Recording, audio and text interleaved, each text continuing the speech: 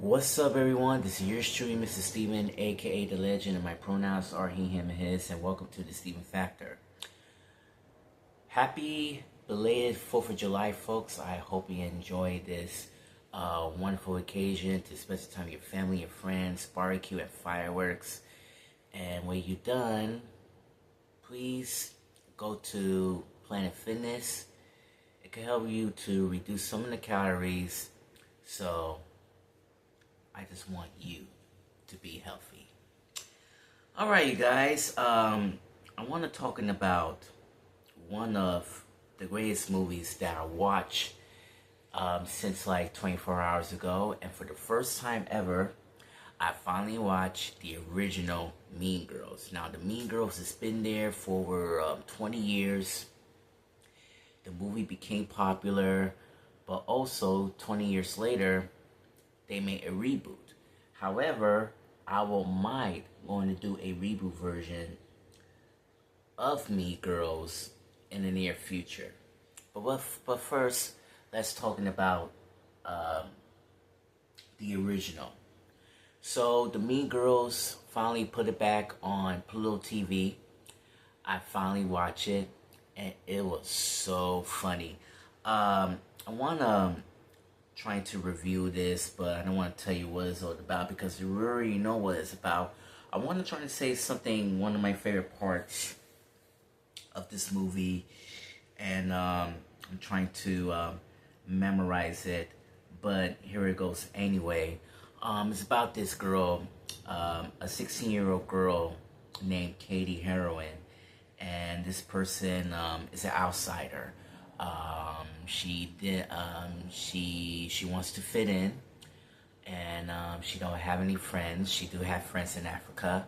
However, their parents decide to have their new jobs as well, so they decide to transfer from a home school to the new public high school, and everything is pretty alright. It feels like you're in a Superstar Vibes or something. And just remember the cast relations right here. We have Tina Fey, Tim Meadows, and Amy Poehler, one of the friends of Saturday Night Live, are in this. And also Lorne Michaels, the creator of SNL, owned the rights to this movie, especially based on the book. And Tina Fey participating on this. So this has become one of the greatest movies generation of all time, trying to get back on track. Yeah, so they don't want to fit in, and also we have Janice and also Damien decided, trying to help Katie to find a seat. So Katie didn't find a seat. During the cafeteria, it was so miserable during the cafeteria, and they came home. Katie came home, and the parents wanted to tell them how their school. So the school is not exactly great. However, Janice decided trying to give her a little bit of scoop. So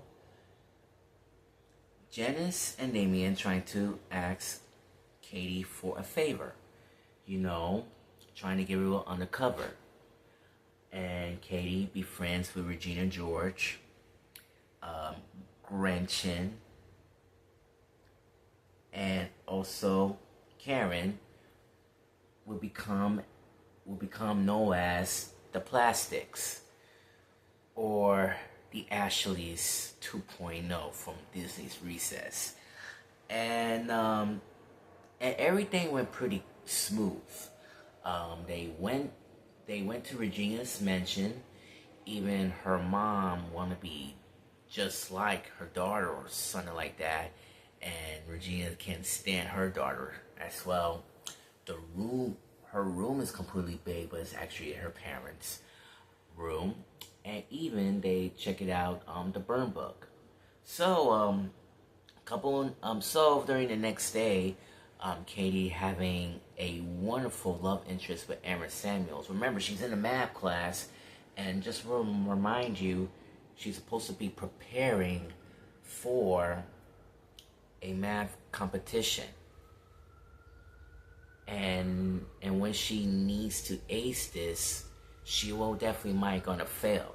So now just keep your eyes peeled for 1 second, okay? Yes. So so so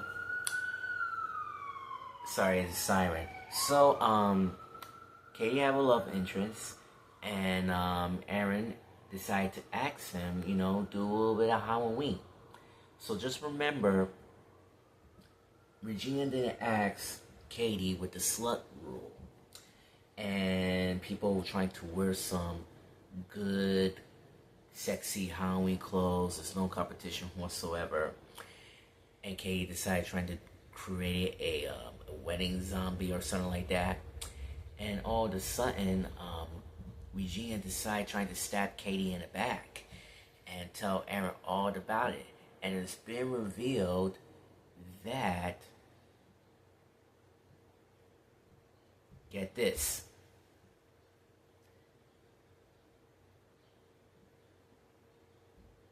the slut rule is to kiss your ex-boyfriend. And it's been revealed that Regina is a slut. And Katie was so upset, and she needs Janice for help to make it a total revenge. So yeah, everything went backfired.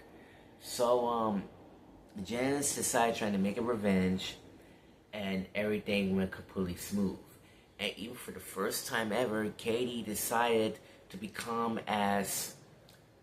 but not as a total outsider, but one of the plastics. One of my favorite scenes, they doing a Jingle Bell Rock, right?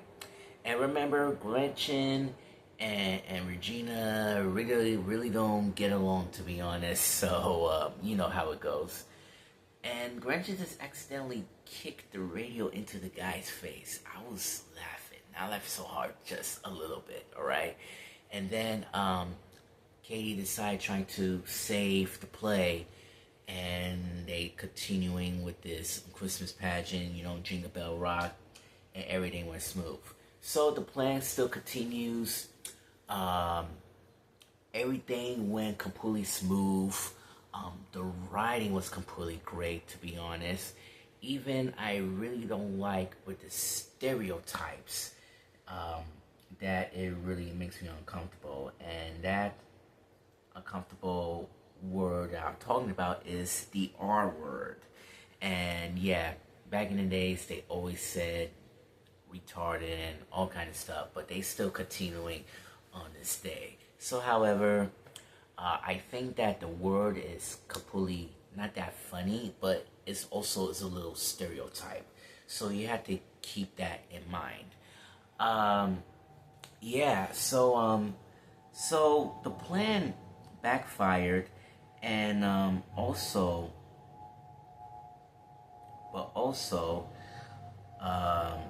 everything went completely just the way it should be.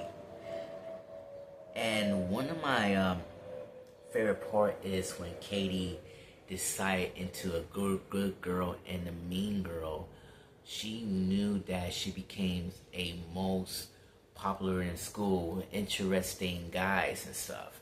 But also, her life will definitely turning upside down. Now, the plan finally worked. They trying to give Katie. I knew Katie wants to be feminine, and I knew Katie wants to become a leader of this plastics, right? And then also her grades went down the tubes, and she wants to keep it better. She wants to trying to keep it better, but no, she still want to become as still a mean girl, right? So she had a great idea. Like I said, the plan went pretty smooth. She finally revenged on Regina. Even the protein bar trying to gain weight, almost like 15 pounds or something like that, and trying to call Regina a fat ass. So yeah, she like I said, revenge is a, you see, payback is a you know what. Now, Katie decided to create her own house party, and she wanted to ask Aaron Samuels to come along.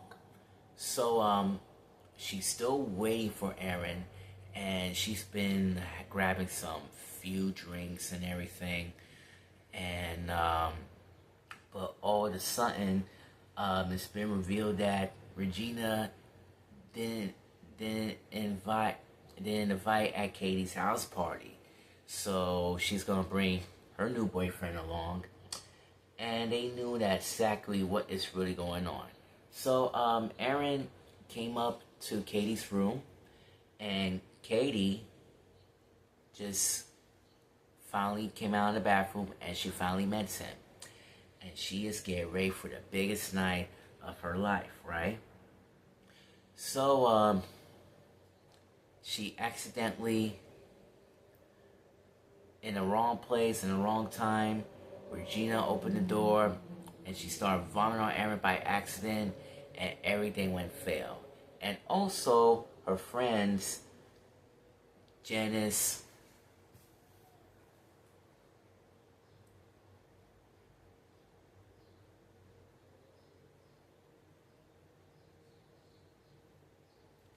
just give me 1 second, folks. Just give me 1 second. I had to remember the names. I'm sorry. Yeah, Janice and Damien. They knew what really happened to Katie, and they've been going too far. But it's been revealed that they didn't even invite them as well.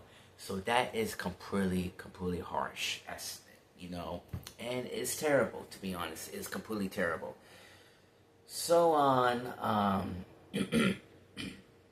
what else? So, Regina was completely upset, and then they used the burn book, and now they decided trying to make revenge on one of her friends, including Katie as well.